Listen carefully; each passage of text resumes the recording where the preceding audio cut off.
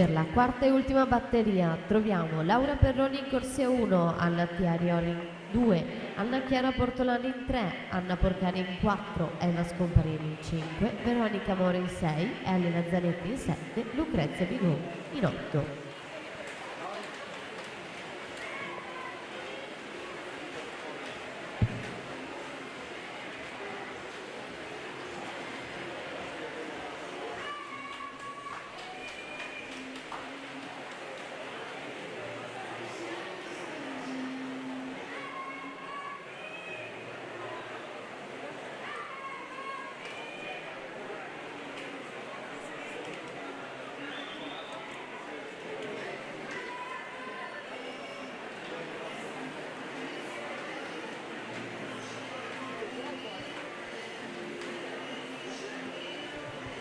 (1:07:46), passaggio Sara Flavia Strimb, Hydros, corsia 4, già enorme il suo vantaggio dopo le prime 4 vasche.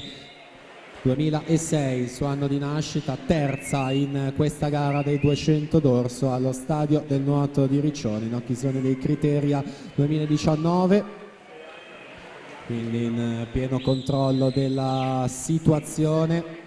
Atleta dell'Hydros, già certa di un posto nelle 8 finaliste, in fase di preparazione naturalmente per l'appuntamento più importante di questa categoria ragazzi, ovvero i Criteria, un po' più in là quest'anno nel mese di aprile, dopo gli assoluti.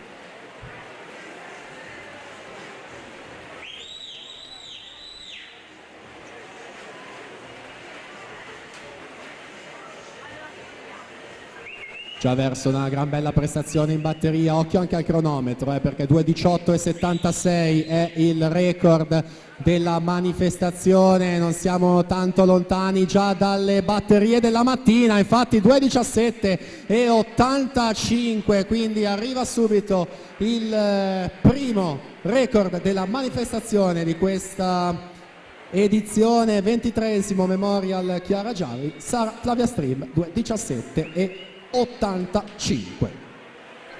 Quindi alla partenza abbiamo la quarta e ultima batteria.